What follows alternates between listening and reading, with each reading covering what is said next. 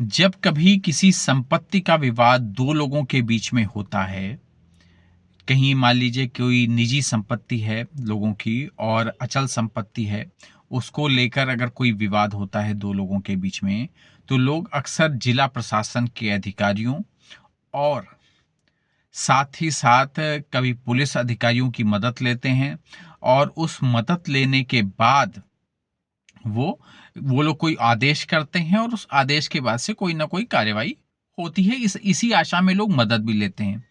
पर क्या वो ये फैसला ले सकते हैं या नहीं ले सकते हैं? ये एक महत्वपूर्ण सवाल है। इसी का उत्तर अभी मैं आपको देने वाला हूं और साथ ही साथ एक और उत्तर दूंगा कि जन्म और मृत्यु तिथि के सत्यापन का अधिकार एसडीएम को है या नहीं है। जी हाँ, ये दो महत्वपूर्ण प्रश्न हैं जिसको इलाहाबाद हाई कोर्ट ने, जी हाँ, इलाहाबाद हाई कोर्ट ने डिसाइड किया है और बताया है इन विषयों के ऊपर, और काफ़ी सख्त टिप्पणियां भी हैं। अगर आप उत्तर प्रदेश के रहने वाले हैं तब तो ये वीडियो आप ज़रूर देखें, और अगर आप विधि की जानकारी चाहते हैं और कानूनी जानकारी में आपका इंटरेस्ट है तो आप ये ज़रूर ये वीडियो देखें, और प्लीज़ इस चैनल को लाइक और सब्सक्राइब कर दें जिससे मैं आप तक लीगल अपडेट लाता रहूं। मैं हूं एडवोकेट विवेक सिंह। अब मैं आपको बताता हूं कि विषय क्या है। पहले आते हैं कि विवादित अचल संपत्ति के बारे में। तो इलाहाबाद हाई कोर्ट ने तल्ख टिप्पणी की है कि विवादित अचल संपत्ति पर कब्जे का फैसला जिला प्रशासन का काम नहीं है। इलाहाबाद हाई कोर्ट ने कहा है कि जिला प्रशासन का काम मौके पर शांति और सौहार्द बनाए रखना है।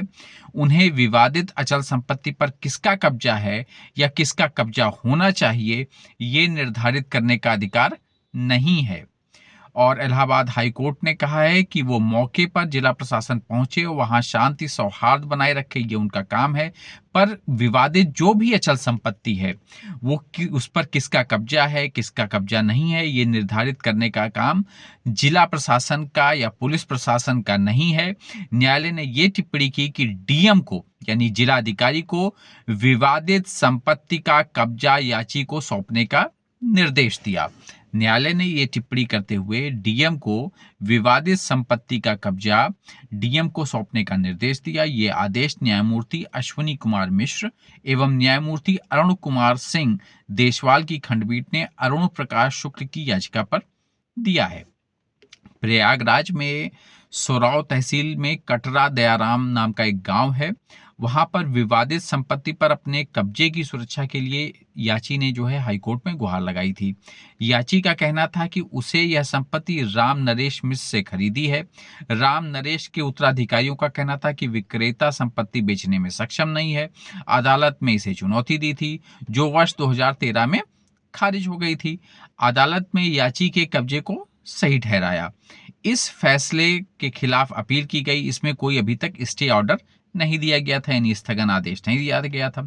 याचिकाकर्ता ने कहा कि अपील लंबित रहने के दौरान ही प्रशासन ने एक तरफा कार्रवाई करते हुए पुलिस सहायता से याची को संपत्ति से बेदखल कर दिया है। याची के अधिवक्ता की दलील थी कि बेदखली का कोई भी आदेश अदालत ने नहीं दिया था। ये इस तरह से पूरी कार्रवाई जो है अवैध है। वहीं विपक्षी वकील की दलील थी कि प्रशासनिक हस्तक्षेप जरूरी था। कोर्ट ने कहा कि प्रशासन को अचल संपत्ति के कब्जे या स्वामित्व के मामले में हस्तक्षेप करने का कोई अधिकार नहीं है। वह किसी भी सिविल विवाद में न्यायिक निर्णय नहीं ले सकते हैं। कोर्ट ने स्पष्ट किया कि संपत्ति के स्वामित्व व कब्जे से संबंधित अंतिम निर्णय अपीलीय अदालत के द्वारा ही किया जाएगा। लेकिन हम सब आपको ग्राउंड लेवल पे, हमें सबको आपको जानकारी है कि पुलिस किस आधार पर या प्रशासनिक अधिकारी किस आधार पर क्या प्राप्त करने के बाद कहीं जमीन पर किसी व्यक्ति को, अमुक व्यक्ति को कब्जा दिलाने का प्रयास करते ही रहते हैं। और ये एक महत्वपूर्ण फैसला इलाहाबाद हाईकोर्ट का आया है इस विषय पर, जिस पर इलाहाबाद हाईकोर्ट ने कहा है कि जिला प्रशासन का काम खाली शांति और सौहार्द बनाए रखना है।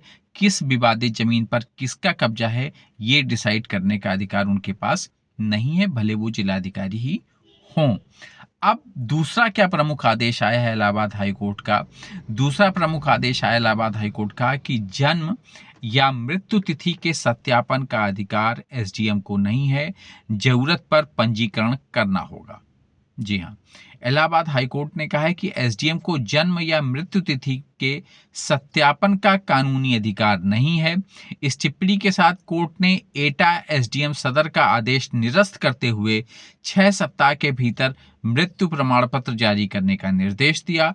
कोर्ट ने कहा कि आवेदक की आवश्यकता के अनुसार पंजीकरण करना होगा। इलाहाबाद हाईकोर्ट ने कहा है कि एसडीएम को जन्म या मृत्यु तिथि के सत्यापन का कोई कानूनी अधिकार नहीं है। इस टिप्पणी को करते हुए कोर्ट ने एटा के एसडीएम के आदेश को निरस्त कर दिया और 6 सप्ताह के भीतर उन्हें मृत्यु प्रमाण पत्र जारी करने का निर्देश दिया। ये आदेश जो है न्यायमूर्ति शेखर बी शराफ और न्यायमूर्ति विपिन चंद्र दीक्षित की खंडपीठ ने एटा के अबारी गांव निवासी संतोष कुमार की याचिका पर दिया।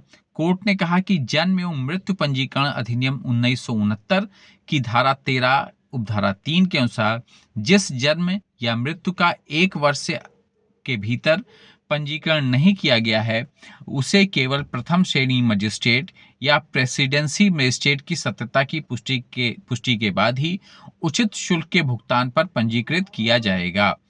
इसी के साथ जो है एसडीएम सदर के आदेश को हाईकोर्ट ने खारिज कर दिया और उनको 6 हफ्ते के भीतर आदेश देने के लिए कहा। अब ये व्यवस्थाएं जो है इलाहाबाद हाईकोर्ट ने दी हैं।